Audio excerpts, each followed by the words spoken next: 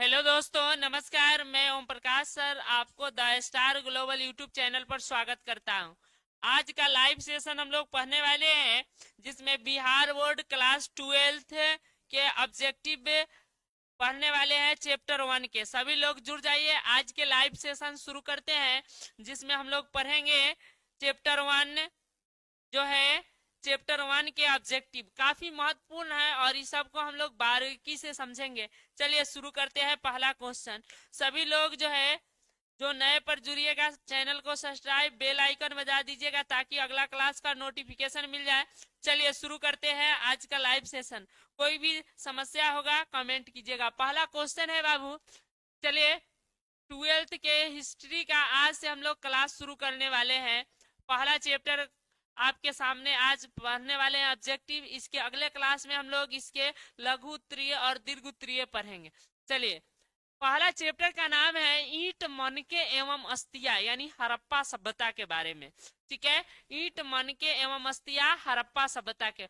ईंट माने जैसे हड़प्पा सभ्यता को खोना गया था, ईंट निकला था, मनके निकला था और अस्तिया निकला था, इसीलिए इस चैप्टर का नाम है ईंट मनके अस्तिया। कि नहीं, अस्थि माने हड्डी, ये सब निकला था हड़प्पा सभ्यता से। ठीक है, चलिए पहले इसे जानने से पहले हम लोग पहले समझते हैं इतिहास क्या होता है। इतिहास किसे कहते हैं, इतिहास की परिभाषा।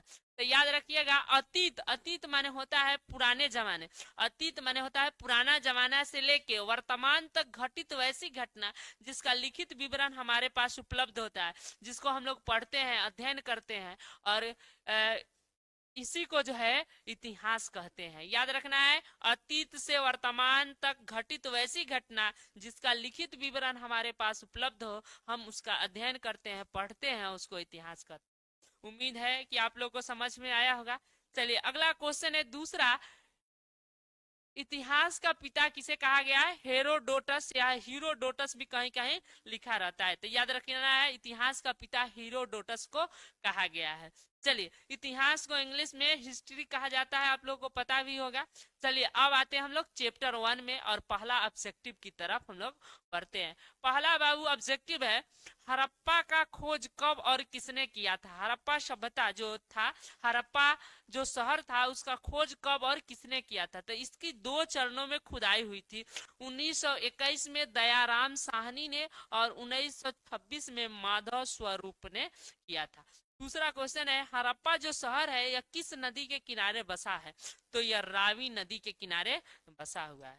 चलिए अगला क्वेश्चन की तरफ हम लोग बढ़ते हैं। अगला क्वेश्चन है बाबू, हड़प्पा वर्तमान में कहाँ है? हड़प्पा जो है वर्तमान में कहाँ देखने को मिलता है? तो यह अभी पड़ता है पाकिस्तान के पंजाब राज्य के साहिवाल जिला में। देखिए, पहले हिंदुस्तान पाकिस्तान एक के साथ था, इसीलिए साथ में ही खुदाई हुई थी। ठीक है, बाद में पाकिस्तान, अभी वर्तमान में ही पड़ता है पाकिस्तान के पंजाब। पंजाब एगो बहुत बड़का राज था। देखिए, आज भी भारत में भी पंजाब है, वहां भी पंजाब है।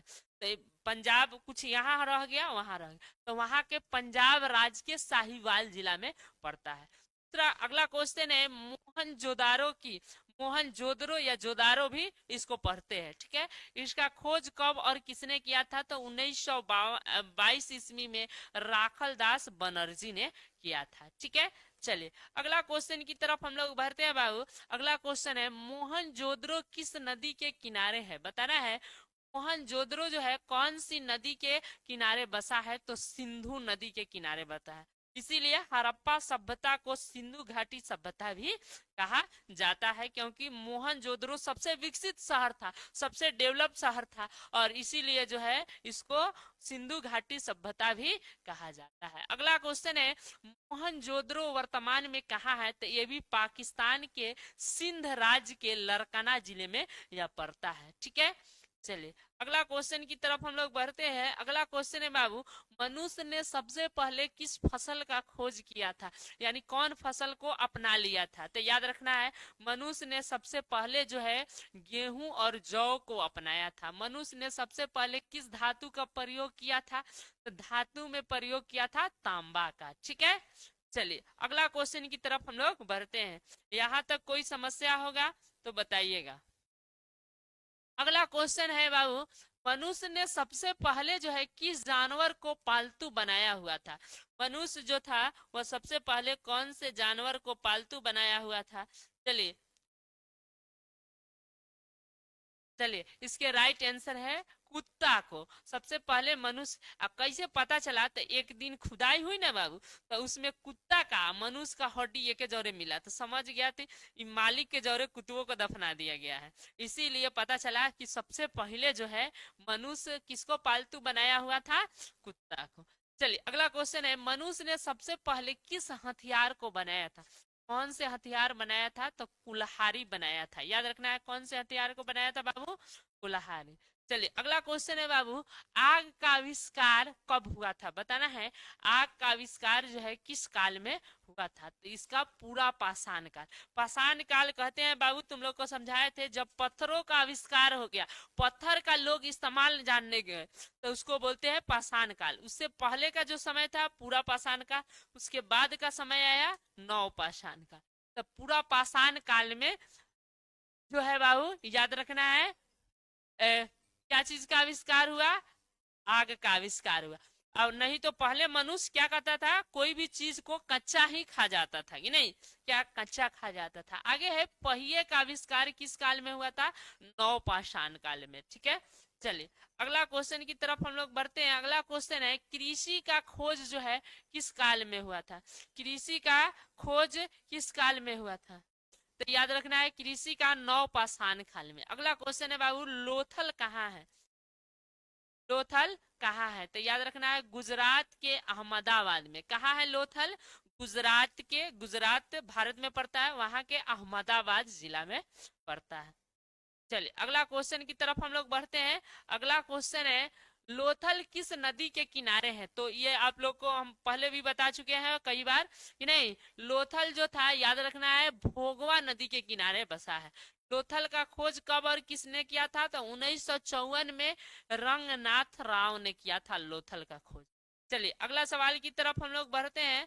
अगला क्वेश्चन है बाबू, काली बंगा कहाँ है? काली बंगा को कहीं कहीं काली बंगन भी लिखता है, याद रखना है।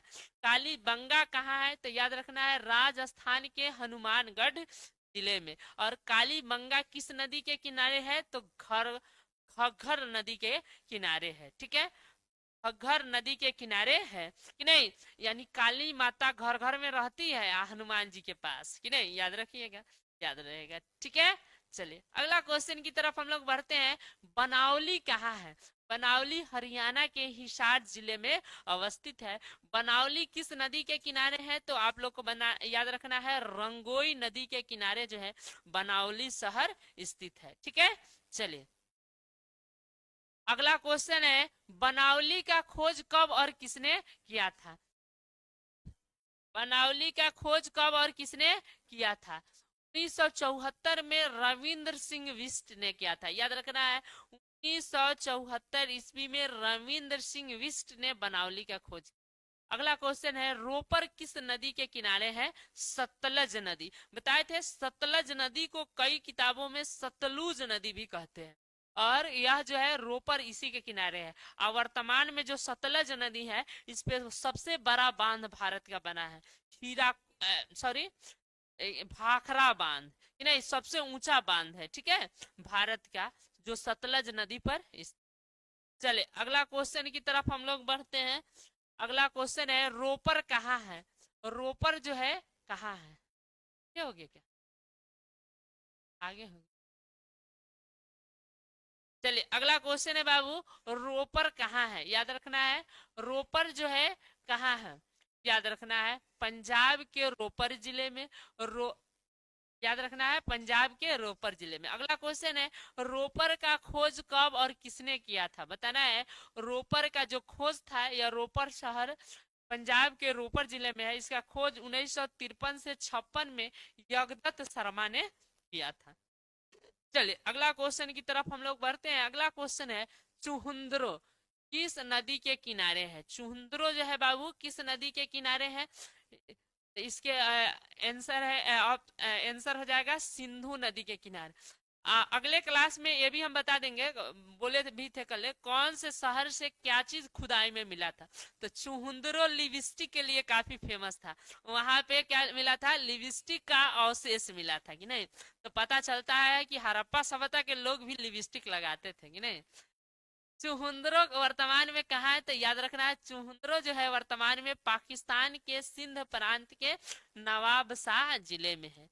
चलिए अगला क्वेश्चन की तरफ हम लोग बढ़ते हैं। अगला क्वेश्चन है चुहुंदरो का खोज कब और किसने किया था। तो याद रखना है 1925 ईस्वी में मई के और 1931 ईस्वी में एजिन था। एजी ए एजी एजी मजूमदार, एनजी नहीं है ये, एजी मजूमदार है ये। ठीक है। आगे है काली बंगा का खोज कब और किसने किया था। तो 1961 में बीके थापर और बीके लाल ने किया था। ठीक है। चलिए अगला क्वेश्चन की तरफ हम लोग बढ़ते हैं। अगला है कोटजी जो है किस नदी के किनारे है। सिंधु न- कोट कोटदीजी कहाँ पड़ता है। तो पाकिस्तान के सिंध प्रांत के खैरपुर स्थान में यह पड़ता है। ठीक है। चलिए अगला क्वेश्चन की तरफ हम लोग बढ़ते हैं। अगला है कोटदीजी का खोज कब और किसने किया था। तो 1953 में फजल अली ने इसका खोज किया था। आगे है रंगपुर किस नदी के किनारे है। तो मादर नदी के किनारे है। ठीक है। किस नदी के किनारे है, मादर नदी के। चलिए अगला क्वेश्चन की तरफ हम लोग बढ़ते हैं। अगला क्वेश्चन है रंगपुर कहाँ है। गुजरात के काठीवाड़ जिले में। रंगपुर कहाँ है बाबू, याद रखना है गुजरात के काठीवाड़ जिले में। रंगपुर का खोज कब और किसने किया था। तो याद रखना है रंगनाथ राव ने 1953 से 54 ईस्वी में किया था रंगपुर का खोज। चलिए अगला अगला क्वेश्चन की तरफ हम लोग बढ़ते हैं। अगला क्वेश्चन है बाबू आलमगीरपुर किस नदी के किनारे है। आलमगीरपुर जो है याद रखना है हिंडन नदी के किनारे है। आलमगीरपुर कहाँ है, तो उत्तर प्रदेश के मेरठ जिला में, या पश्चिमी उत्तर प्रदेश में आता है मेरठ जिला, वहीं पे स्थित। चलिए अगला क्वेश्चन की तरफ हम लोग बढ़ते हैं। अगला क्वेश्चन है आलमगीरपुर का खोज कब और किसने किया था। आलमगीरपुर का खोज कौन किया था, तो 1958 में यज्ञदत्त शर्मा ने। सूत कांगे डोर किस नदी के किनारे है, तो दासक नदी के किनारे है। चलिए अगला क्वेश्चन की तरफ हम लोग बढ़ते हैं। अगला है सुत कांगोडोर जो है कहाँ है, पाकिस्तान के मकरान में है। और इसका खोज सूत कांगेडोर का खोज कब और किसने किया था, तो ओरेल स्टाइल ने 1927 में किया था कांगेडोर का खोज। चलिए अगला क्वेश्चन की तरफ हम लोग बढ़ते हैं। अगला क्वेश्चन है बाबू धौलावीरा किस नदी के किनारे है, तो लूनी नदी के किनारे है। धौलावीरा वर्तमान में कहाँ है, तो गुजरात के कच्छ जिला में धौलावीरा शहर पड़ता है। चलिए अगला क्वेश्चन की तरफ हम लोग बढ़ते हैं। अगला क्वेश्चन है धौलावीरा की खोज कब और किसने किया था। धौलावीरा की खोज कब और किसने किया था, तो 1967 ईस्वी में जेपी जोशी और 1991 ईस्वी में रविंद्र सिंह बिष्ट ने किया था। आगे है सूत का डोर, यही था वो सूत का क्या था, सोत का, यही ना था, सोत का हो कि किस नदी के किनारे है, तो सादी कौर नदी के किनारे। याद रखिएगा सादी कौर नदी। कल इसमें जो है गलती हो चुका था कि नहीं। सुत का सोतका है कि नहीं, और किस नदी के किनारे है, यह सादी कौर नदी। ठीक है, ये ऐसे नहीं आता है लेकिन है तो बता। उसी तरह सुत कोदार कहाँ है, तो दक्षिण बलूचिस्तान में। याद रखे सुत, इसको याद रखना है सत कोता है कि नहीं, करता तरह लिखा जाता है कि नहीं, ये इस तरह बताए थे। और जो है यह दक्षिण बलूचिस्तान में पड़ता है। और इसका खोज कब और किसने किया था, तो जॉन डेल्स ने 1962 में किया था। चलिए अगला क्वेश्चन की तरफ हम लोग बढ़ते हैं। अगला क्वेश्चन है सिंधु घाटी सभ्यता का सबसे बड़ा स्थल कौन है? सबसे बड़ा कौन था? तो मोहनजोदारो था या जोदड़ो था? भारत में सिंधु घाटी सभ्यता का सबसे बड़ा स्थल कहाँ है? तो बताए थे ये पाकिस्तान में। सिंधु घाटी सभ्यता का तो सबसे बड़ा था, लेकिन ये पाकिस्तान में पड़ता है। अब भारत में वर्तमान में है राखी गढ़ी, जो घग्गर नदी के किनारे है। घग्गर नदी के किनारे है। यह भारत का सबसे बड़ा हड़प्पा सभ्यता का भाग है कि नहीं। आगे है राखी गढ़ी कहाँ पड़ता है? तो हरियाणा के हिसार जिले में। राखी गढ़ी का खोज कब और किसने किया था? तो 1963 में सूरज भान ने किया था। ठीक है, अगला क्वेश्चन की तरफ हम लोग बढ़ते हैं। आगे है सिंधु घाटी सभ्यता का बंदरगाह कहाँ था? तो आप लोग को बताए थे कि लोथल और सूतकांगेडोर में था सिंधु घाटी का बंदरगाह। बंदरगाह माने होता है समुद्री जहाज वहां रुकता था और उसे व्यापार होता था। ठीक है, अगला क्वेश्चन है खेत जोतने का प्रमाण कहाँ से मिला था? तो कालीबंगा से मिला हुआ था। याद रखना है, खेत जोतने का प्रमाण बाबू कहाँ से मिला था? काली। अब मालूम है उस जमाने में लकड़ी के हर मिला था, लकड़ी के हर से जोताई होता था। आज कथी के हर है? लोहा के लगा रहता है। उस जमाने में सब लकड़ी से जोता जाता था कि नहीं। चलिए अगला क्वेश्चन है बाबू, ये तो हो गया। अगला क्वेश्चन है बाबू, सिंधु घाटी सभ्यता के लिपि क्या थी? कौन से लिपि में सिंधु घाटी सभ्यता को बताया जाता था? तो भाव चित्रात्मक। सिंधु घाटी सभ्यता के लोग किसकी पूजा करते थे? तो याद रखना है मातृ देवी। हिंदू देवता में पशुपति शिव, शिव का एगो पशुपति रूप होता है, उसी की मूर्ति मिला था। तो समझा जाता है कि हड़प्पा सभ्यता के लोग अगर हिंदू धर्म में शंकर भगवान की पूजा करते थे, नहीं तो मातृ देवी कहने का अर्थ हुआ धरती माता, यानी पृथ्वी को ही वो लोग भगवान मानते थे या पूजा करते थे। याद रखिएगा आप लोग। ठीक है, अगला क्वेश्चन है हड़प्पा सभ्यता की प्रमुख फसल कौन कौन सी थी? कौन कौन से फसल था? तो गेहूं था, जौ था, दाल था, सफेद चना था और तिल था कि नहीं। ये सब लोग आप लोग जानते भी होंगे। सफेद चना हम लोग नहीं देखे हैं लगभग कि नहीं। और चलिए देखे हैं सफेद चना। चलिए हड़प्पा सभ्यता के लोग सिंचाई के कौन कौन स्रोत था? पानी कथी से पड़ता था वहां के खेतों में? तो नहर से, कुआं से, पोखर से, जलाशय से, इन सबसे वहां पानी सिंचाई होता था। चलिए अगला क्वेश्चन की तरफ हम लोग बढ़ते हैं। हड़प्पा सभ्यता के प्रमुख अवशेष कौन कौन से थे? यानी कौन कौन अवशेष उसमें मिला हुआ था? तो आभूषण था, औजार था, मोहर था, इमारत था, सिक्का था। आभूषण माने गहना मिला हुआ था, औजार मिला हुआ था, मोहर मोहर था बना हुआ, इमारत माने घर ये सब मिला था, सिक्का मिला हुआ था। ठीक है, चलिए हड़प्पा सभ्यता के प्रमुख शहर कौन कौन थे? यानी मेन मेन शहर उस समय कौन कौन था? तो मोहनजोदड़ो, लोथल, कालीबंगा, रोपर, आलमगीरपुर, सूतकांगेडोर कि नहीं, राखी गढ़ी जो है ये सब प्रमुख उस जमाने का शहर हुआ करता था। अगला क्वेश्चन है हड़प्पा सभ्यता के प्रमुख क्षेत्र कहाँ कहाँ है? यानी हड़प्पा सभ्यता कहाँ कहाँ मिला हुआ है? तो पाकिस्तान में, जम्मू में, गुजरात में, राजस्थान में, पश्चिमी उत्तर प्रदेश में, हरियाणा में, पंजाब में, इस सब में मिला हुआ है। आगे है मोहनजोदड़ो का क्या अर्थ होता है? तो आप लोग को बताए थे कि मोहनजोदड़ो का मतलब होता है मृतकों का टीला। क्या होता है बाबू? मृतकों का टीला। चलिए अगला क्वेश्चन है मोहनजोदड़ो में कुआं की संख्या कितनी थी? तो 700 थे। किस शहर में धान की खेती होने का प्रमाण मिला था? तो लोथल में धान की भी खेती होने का प्रमाण मिला था। चलिए आगे अगला क्वेश्चन की तरफ हम लोग बढ़ते हैं। सिंधु घाटी सभ्यता कितनी वर्ष पुरानी मानी जाती? तो 2400 ईसा पूर्व से लेके 1700 ईसा पूर्व तक यह पुरानी। मोहनजोदड़ो किस भाषा का शब्द है? कौन भाषा से आया है? तो सिंधी भाषा से मोहनजोदड़ो शब्द आया हुआ। चलिए अगला क्वेश्चन की तरफ हम लोग बढ़ते हैं। सिंधु घाटी सभ्यता का क्षेत्रफल कैसा था? तो त्रिभुज के आकार का था, माने ऐसे घर बना हुआ था, ऐसे उसका आकार था। ठीक है, आगे है भारतीय पुरातत्व का पिता किसे कहा गया है? तो एलेक्जेंडर कनिंघम। बताए थे जॉन मार्शल ने खबर भेजवाया था कि यहाँ ईंट मिल रहा है, तो वहां से इंग्लैंड से जनरल कनिंघम आया था, एलेक्जेंडर कनिंघम।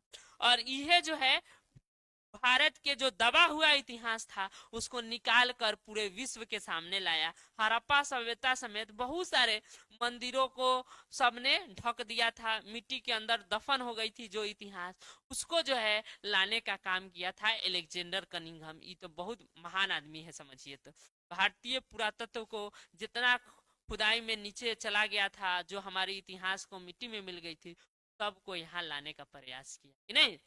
चलिए अगला क्वेश्चन की तरफ हम लोग बढ़ते हैं। अगला क्वेश्चन है बाबू, सिंधु घाटी सभ्यता के हिंदू देवता कौन थे? कौन थे, किसकी पूजा होता था? शिव। हड़प्पा सभ्यता किस युग की सभ्यता है? तो कांस युग की यह सभ्यता है। ठीक है, अगला क्वेश्चन है, हड़प्पा की जो मुहरें थी वह किस चीज की बनी हुई थी? तो याद रखना है, सेल खरी एक पदार्थ होता था, उसी से वहां के मोहर बना हुआ। हड़प्पा सिंधु घाटी सभ्यता के लोगों को किस धातु का ज्ञान नहीं था? लोहा के ज्ञान उन लोगों के पास नहीं था। चलिए अगला क्वेश्चन की तरफ हम लोग बढ़ते हैं। अगला क्वेश्चन है, हड़प्पा सभ्यता संस्कृति किस पर आधारित था? कैसा था? तो वहाँ बिजनेस पर आधारित था, व्यापार पर।